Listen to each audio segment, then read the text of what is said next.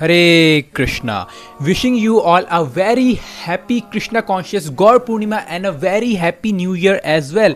अब आप कहेंगे हैप्पी न्यू ईयर? हाँ, हैप्पी न्यू ईयर। हमारी वैदिक संस्कृति के हिसाब से, हमारी भारतीय समाज के हिसाब से गौर पूर्णिमा के दिन ही हमारा न्यू ईयर होता है। भला जनवरी दिसंबर के महीने में ठंड से ठिठुरते हुए पतझड़ के मौसम में रात के 12 बजे भला न्यू ईयर कैसे हो सकता है? That's for the western world. पर हमारी वैदिक संस्कृति के हिसाब से गौर पूर्णिमा के दिन ही हमारा न्यू ईयर होता है। तो ये गौर पूर्णिमा 18 मार्च को होने वाला है, जिस दिन होली भी है एज वेल। एंड आज हम लोग थोड़ा चैतन्य महाप्रभु के बारे में जानने का प्रयास करेंगे। तो भला ये चैतन्य महाप्रभु है कौन? क्या ये कोई नए भगवान है? इनके बारे में तो हमने पहले कभी सुना नहीं। तो ये चैतन्य महाप्रभु है कौन? तो गौर पूर्णिमा चैतन्य महाप्रभु का प्राकट्य दिवस है। तो चैतन्य महाप्रभु आज से 500 साल पहले फाल्गुन महीने की पूर्णिमा की तिथि में नवद्वीप में प्रकट हुए थे। उनके पिता का नाम जगन्नाथ मिश्र और उनकी माता का नाम श्रीमती सची देवी था, और वो उनके सबसे छोटे संतान थे। उन्होंने ही हरि नाम संकीर्तन आंदोलन प्रारंभ किया एंड उन्होंने ही हमें हरे कृष्ण महामंत्र दिया, जिसका हम लोग जाप करते हैं। और संकीर्तन के प्रचार करते करते कुछ समय बाद उन्होंने संन्यास आश्रम स्वीकार किया ईश्वरपुरी से और श्री कृष्ण चैतन्य महाप्रभु कहलाए। संन्यास के पहले उनका नाम गौरंग महाप्रभु या निमाय पंडित था, लेकिन संन्यास के बाद वो श्री कृष्ण चैतन्य महाप्रभु यानी कि भगवान श्री कृष्ण चैतन्य महाप्रभु कहलाए। तो वो बहुत ही ग्रेट स्कॉलर थे और उनको कोई डिफीट नहीं कर पाता था। तो 48 इयर्स तक अपनी दिव्य लीला प्रकट करने के बाद वो जगन्नाथपुरी में अप्रकट हो गए। तो भगवान अनंत है और उनकी लीलाएं भी अनंत है। तो ये भगवान का बहुत ही विशेष रूप है और इस रूप के बारे में ज्यादातर लोग नहीं जानते हैं। और कुछ लोग ये प्रश्न भी करते हैं कि इन भगवान का नाम या वर्णन दश अवतार में क्यों नहीं किया गया? तो चैतन्य महाप्रभु युगा अवतार है। युगा अवतार मतलब जो युग धर्म देने आते हैं, जो कि कलयुग का युग धर्म है हरिनाम संकीर्तन। और इसके साथ साथ ही युगा अवतार के साथ साथ ही वो छन्न अवतार भी है। छन्न अवतार का मतलब होता है जो कि छुपे हुए अवतार है। तो इसलिए दशा अवतार में भगवान के रूपों का तो वर्णन है, लेकिन चैतन्य महाप्रभु भगवान के रूप में नहीं आए, वो भक्त के रूप में आए और अपने भगवत्ता को छुपा कर रखा। इसलिए उनका वर्णन दशा अवतार में नहीं है। इवन उनका वर्णन एनसीईआरटी के बुक में भी है। अगर आपने क्लास 8-9 की हिंदी पढ़ी हो तो उनका वर्णन एनसीईआरटी के बुक में भी है और उनको उधर पे बताया गया है कि वो कोई महापुरुष थे या कोई बहुत ही महान भक्त थे जिन्होंने कि कृष्ण भक्ति का प्रचार किया। ये ऐसा क्यों बताया गया है? क्योंकि वो छन्न अवतार है, वो छुपे हुए अवतार है। अब भगवान श्री कृष्ण ने तो थियोरिटिकली भगवत गीता बोल दी और उन्होंने भगवत गीता के आखिरी में भी ये संदेश दिया कि सर्वधर्मां परित्यज्य माम एकम शरणाम व्रज अहम त्वं सर्व पापेभ्यो मोक्षयिष्यामि मा शुचः। हे अर्जुन, सारे धर्मों को त्याग कर तुम मेरे शरण में आ जाओ, मैं तुम्हें तुम्हारे सारे पापों से मुक्त कर दूंगा, तुम डरो मत। तो भगवान ने हमारे उद्धार हेतु ये भगवत गीता रूपी दिव्य ज्ञान तो हमें दिया, लेकिन इसके साथ साथ ही आखिरी में उन्होंने एक शर्त भी रखी कि मुझे शरणागत हो। अब भगवान को शरणागत होना तो बहुत ही ज्यादा कठिन है और उसके साथ ही साथ भगवान कह रहे हैं कि सब कुछ छोड़ छाड़ के आओ। अब कलयुग के लोगों के लिए तो छोड़ना बहुत ही ज्यादा कठिन है। इतना धन दौलत संपत्ति बीवी बच्चे मान सम्मान इतना हमने इकट्ठा किया और आप कह रहे हो हम छोड़ छाड़ के आ जाए? बस भाई बस क्लास खत्म करो, हम नहीं आने वाले। तो ऐसे है कलयुग के बद्धजीव। तो अब भगवान ने भी देखा, अरे मैंने इनको सारा ज्ञान दे दिया, फिर भी ये कलयुग के बद्धजीव इसका पालन ही नहीं कर रहे, सब पाप के कार्यों में लिप्त है। अब गीता को पढ़ना और पढ़ने के साथ ही साथ उसको अपने जीवन में भी उतारना। सबसे पहली बात तो कलयुग के लोगों से किताब खोली नहीं जाती, और अगर किताब खुलती भी है तो खुलने के साथ ही साथ नींद आ जाती है। तो मान लो किसी ने इसको पढ़ भी लिया और पढ़ने के बाद इन सारे चीजों को अपने जीवन में अप्लाई करना, बाप रे बहुत ही ज्यादा कठिन है ये। तो कलयुग में अत्यंत पतित जीवों की स्थिति पर विचार करते हुए भगवान ने प्रकट होने का निर्णय किया, परंतु भगवान के रूप में नहीं, भक्त के रूप में प्रकट होने का निर्णय किया। तो कैसे करके भक्ति की जाए, कैसे करके भक्तों की सेवा की जाए, वो सिखाने के लिए आए श्री कृष्ण चैतन्य महाप्रभु, और बहुत ही इजी वे में, सरल वे में सिखाने के लिए आए। और उन्होंने कोई भी शर्त नहीं रखी। अपनी आचार्य प्रभु जीवे रे सिखाए। खुद के आचार से, खुद के पर्सनल एक्सपीरियंस से जीवों को सिखाने के लिए आए चैतन्य महाप्रभु की कैसे करके भक्ति की जाए, भगवत गीता को कैसे अप्लाई की जाए बहुत ईजी वे से, कैसे करके हरि नाम संकीर्तन की जाए, तो ये सिखाने के लिए आए भगवान श्री कृष्ण चैतन्य महाप्रभु के रूप में। और भगवान श्री कृष्ण भक्त के रूप में आए, लेकिन हमको कैसे पता चला कि वो भगवान है? तो भगवान जब रिवील करते हैं अपने आप को, तो किसको रिवील करते हैं? अपने भक्त को रिवील करते हैं।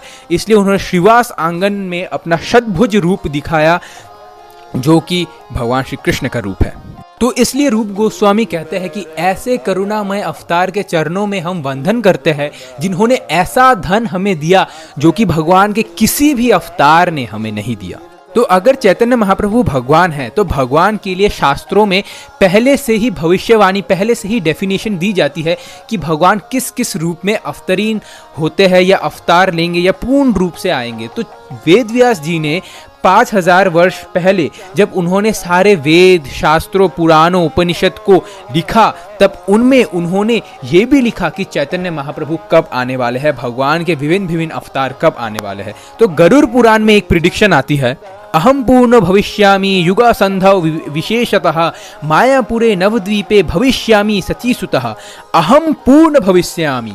तो भगवान गरुड़ जी को कहते हैं कि भविष्य में मैं पूर्ण रूप से प्रकट होऊंगा, यानी कि कभी मैं अंश रूप में प्रकट होता हूं, लेकिन कलयुग में मैं पूर्ण रूप में प्रकट होऊंगा, मतलब मैं जैसा हूं वैसा ही प्रकट होऊंगा। लेकिन कब प्रकट होऊंगा? युगा संधौ विशेषयत, जो संध्या काल चल रहा होगा, यानी द्वापर युग से कलयुग प्रारंभ होता है, तब 15,000 साल का संध्या काल होता है। और इन 15,000 साल को 5-5 हजार सालों के 3 पीरियड में डिवाइड कर दिया जाता है। तो पहला जो 5000 ईयर्स है, उसमें से 4500 ईयर्स बाद चैतन्य महाप्रभु प्रकट हुए, यानी कि हमारे 500 साल पहले चैतन्य महाप्रभु इस धरातल में आए। मायापुरे नवद्वीपे, भगवान ने स्थान भी बता दिया कि मैं मायापुर में, नवद्वीप में प्रकट होऊंगा। भविष्यामि सचीसुतः, यानी भविष्य में मैं सची माता के पुत्र बनकर प्रकट होऊंगा, यानी कि अपना माँ का नाम भी भगवान ने गरुड़ जी को बताया है गरुड़ पुराण में। तो ऐसे पद्म पुराण के अंदर भी चैतन्य महाप्रभु के बारे में बताया गया है कि कले प्रथम संध्यायाम गौरंगोथम महीतले भागीरथी तटे रमे भविष्यामि सचीसुतः। तो कले प्रथम संध्यायाम मतलब कलियुग के प्रथम संध्या काल में भगवान प्रकट होंगे। किस वर्ण में? गौरंगो महीतले, कि गौर रंग में प्रकट होंगे। वही कृष्ण श्याम वर्ण गौर रंग में बदल जाएंगे। भागीरथी तले रमे मतलब गंगा नदी के निकट में प्रकट होंगे, पास में प्रकट होंगे। और आज ही मायापुर में वो स्थान है योगपीठ नाम से, जहां पर भगवान श्री चैतन्य महाप्रभु प्रकट हुए थे। भविष्यामि सचीसुतः, भविष्य में मैं सच्ची माता के गर्भ से प्रकट होऊंगा। अच्छा चलो मान ले चैतन्य महाप्रभु भगवान है। अब हर भगवान के पास अपना अस्त्र शस्त्र होता है। जैसे विष्णु सहस्त्र नाम में विष्णु जी को डिस्क्राइब किया गया है सशंक चक्रम सकिरीट कुंडलम।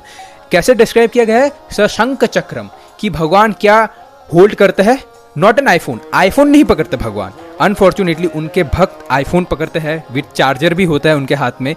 क्या डिस्क्राइब किया गया है? सशंक चक्रम, कि शंख और चक्र लेके भगवान आते हैं। उसी प्रकार राम जी के पास उनका धनुष है, श्री कृष्ण जी के पास उनका सुदर्शन चक्र है, नरसिंह भगवान के पास उनका नाखून है। तो चैतन्य महाप्रभु के पास कौन सा शस्त्र है? तो चैतन्य महाप्रभु के शस्त्रों के बारे में श्रीमद् भागवतम में बहुत ही सुंदर डिस्क्राइब किया गया है, जहां पर सुखदेव गोस्वामी परीक्षित महाराज को कहते हैं कृष्ण वर्णम त्वसा कृष्णम संगो पंगस्त्र पार्षदम यज्ञ ने संकीर्तन प्रहेर यज्ञांति ही सुमेधः। तो सुखदेव गोस्वामी परीक्षित महाराज से कहते हैं कि कलयुग में जो बुद्धिमान व्यक्ति है वो संकीर्तन यज्ञ मतलब हरे कृष्ण महामंत्र का जप करके भगवान के धाम चले जाएंगे। और ये संकीर्तन यज्ञ देने के लिए आएंगे श्री कृष्ण चैतन्य महाप्रभु, जो कि कृष्ण ही है, लेकिन कृष्ण के वर्ण में नहीं है, श्याम वर्ण में नहीं है, वो गौर वर्ण में है। और उनका जो अस्त्र शस्त्र है यानी कि जो वेपन्स है वो उनके पार्षद है, उनके एसोसिएट्स है, उनके संगी साथी है। और उनके संगी साथी कौन है? श्री कृष्ण चैतन्य प्रभु नित्यानंद श्री अद्वैत गदाधर शिवासादि गौर भक्त वृंद। वो सब हरे कृष्ण का प्रचार करेंगे और बिना पात्रता अपात्रता देखे पापी, कपटी, दुराचारी, पुण्यवान या पापी हो, सबको कृष्ण प्रेम प्रदान करेंगे चैतन्य महाप्रभु। अब चैतन्य महाप्रभु पूर्णिमा के दिन ही प्रकट क्यों हुए? भगवान श्री कृष्ण कृष्ण जन्माष्टमी में प्रकट हुए, अष्टमी के दिन प्रकट हुए। राधा रानी भी अष्टमी के दिन प्रकट हुई, राधा अष्टमी के दिन। तो अष्टमी और अष्टमी, अष्टमी का आधा चांद और जन्माष्टमी का आधा चांद जब मिल जाता है, जब राधा और कृष्ण जब मिल जाते हैं, तब पूर्णिमा का पूरा चांद बन जाता है। तो श्री कृष्ण चैतन्य, राधा कृष्ण ना ही अन्य। Usually God is one, Radha Krishna. In Leela becomes Radha and Krishna, और जब वो दोनों एक हो जाते हैं तब वो बन जाते हैं चैतन्य महाप्रभु। तो ये तो हो गए चैतन्य महाप्रभु के बारे में कुछ प्रिडिक्शंस, कुछ बातें कि कौन है चैतन्य महाप्रभु। अब हम ये जानने का प्रयास करेंगे थोड़े गहराई से कि चैतन्य महाप्रभु का जो प्राकट्य है वो इतना दुर्लभ, इतना रेयर क्यों है। तो इसकी शुरुआत करेंगे हम इस युग से, यानी कि कलयुग से। तो हमारे शास्त्र बताते हैं कि कलयुग की जो अवधि है वो है 4,32,000 ईयर्स, और उसके पहले जो युग आता है वो है द्वापर युग, जिसकी अवधि है कलयुग की दुगनी 8,64,000 ईयर्स। और जब त्रेता युग आता है वो है कलयुग की 3 गुना, जो कि 12,96,000 ईयर्स है। और जब सतयुग आता है वो है कलयुग का 4 गुना, जो कि 17,28,000 ईयर्स है। तो अगर इन चारों को मिला दिया जाए, मतलब कलयुग, 1 कलयुग, द्वापर युग 2 कलयुग, त्रेता युग 3 कलयुग, सतयुग 4 कलयुग, तो अगर इन सबको मिला दिया जाए तो कितना बनता है? 43,20,000, मतलब कि 1 चतुर्युग। तो 1 चतुर्युग की अवधि है 43,20,000, और ब्रह्मा जी के एक दिन में ऐसे 1000 चतुर्युग होते हैं। तो अगर 1 चतुर्युग इंटू 1000 करेंगे तो बन जाएगा 432 करोड़ वर्ष। और हर युग में, कलयुग, द्वापर युग, त्रेता युग, सतयुग में भगवान का एक अवतार होता है जिनको युगा अवतार कहते हैं, जो कि उस युग के धर्म को स्थापित करने के लिए आते हैं। और युगा अवतार के अतिरिक्त भगवान के और भी बहुत सारे अवतार हैं, जैसे कि लीला अवतार, मनवंतर अवतार, शाक्तावेश अवतार, गुना अवतार, पुरुष अवतार, और बहुत से अवतार हैं। और इसलिए ब्रह्मा जी के एक दिन में भगवान के कितने अवतार आते हैं उसकी हम गणना भी नहीं कर सकते। लेकिन कुछ लोगों के अंदर ये गलतफहमी होती है कि भगवान के सिर्फ 10 ही अवतार है, और वो लोग मानते हैं कि भगवान श्री कृष्ण भी उन 10 अवतार में से एक अवतार माने जाते हैं। लेकिन ये बिल्कुल गलत है। और कुछ लोगों के अंदर ये भी गलतफहमी होती है कि भगवान श्री कृष्ण सिर्फ 5000 साल पहले ही आए थे, उससे पहले उनका कोई अस्तित्व था ही नहीं। तो ये बिल्कुल गलत बात है। तो अब आगे बढ़ते हैं कि इनको अवतार क्यों कहते हैं। अवतारी इति अवतार, मतलब जो भी भगवान के धाम से उतरकर इस पृथ्वी पर आते हैं उनको अवतार कहते हैं। और ऐसे ही अनगिनत, अनसंख्या में अवतार है भगवान के, जो कि वैकुंठ लोक में निवास करते हैं। तो ये सारे अवतार उत्पन्न कहाँ से होते हैं, इनका स्रोत कौन है? इनका स्रोत है भगवान श्री कृष्ण। तो श्रीमद् भागवतम में आता है कि एते चमसा कलाह पुंसा कृष्ण अस्तु भगवान स्वयं इंद्रियानुव्याकुलम लोके मृदयंती युगे युगे, कि परम भगवान तो भगवान श्री कृष्ण ही है, बाकी जितने भी अवतार है वो उनके अंश है या तो उनके कला है। कला मतलब उनके अवतारों के भी अंश। तो भगवान श्री कृष्ण अवतार नहीं है, वो अवतारी है। अवतारी का मतलब जिनसे अवतार आते हैं।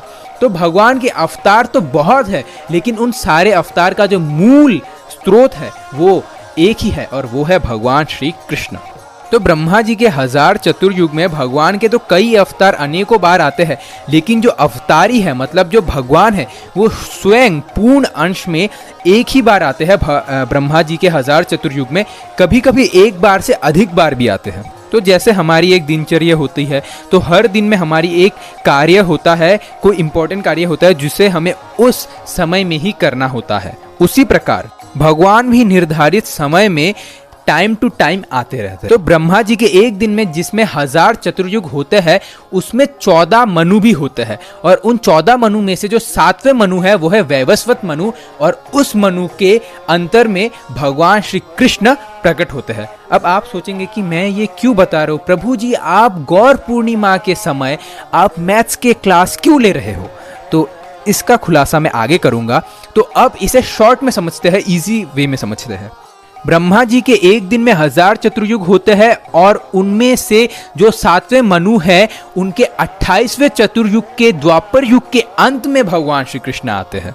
तो 432 करोड़ साल में भगवान श्री कृष्ण सिर्फ एक ही बार आते हैं, जो कि हमसे सिर्फ 5000 वर्ष पहले आए, और इसी 28वें चतुर्युग के कलयुग में आते हैं श्री कृष्ण चैतन्य महाप्रभु, जो कि हमसे केवल 500 वर्ष पूर्व आए।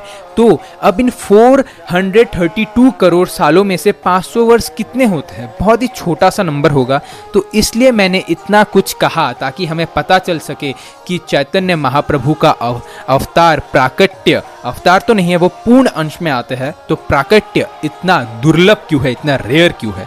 तो हमारा कितना सौभाग्य है कि उनके आविर्भाव के इतना निकट, उनके प्राकट्य के इतना निकट हमारा जन्म हुआ है। और ये चैतन्य महाप्रभु स्वयं भगवान श्री कृष्ण ही है। जब भगवान श्री कृष्ण श्रीमती राधा रानी के भाव को, मूड को और उनके कम्प्लेक्शन को, कांति को लेकर प्रकट होते हैं, तब वो श्री कृष्ण चैतन्य महाप्रभु के रूप में जाने जाते हैं। तो अगर ये मन में प्रश्न उठे कि कृष्ण में और चैतन्य महाप्रभु में अंतर क्या है, तो अंतर बस यही है कि भगवान श्री कृष्ण ने राधा रानी का मूड एंड कम्प्लेक्शन लिया है। बस यही अंतर है कि चैतन्य महाप्रभु ने mood and complexion Radha Rani का लिया है बस, और बाकी कोई अंतर नहीं है, केवल भाव और शरीर के कांति का ही अंतर है। अब कोई ये भी सोच सकता है कि चैतन्य महाप्रभु तो सिर्फ एक ही कलयुग में आते हैं, तो अन्य कलयुग के नाम संकीर्तन में और चैतन्य महाप्रभु के नाम संकीर्तन में क्या अंतर है?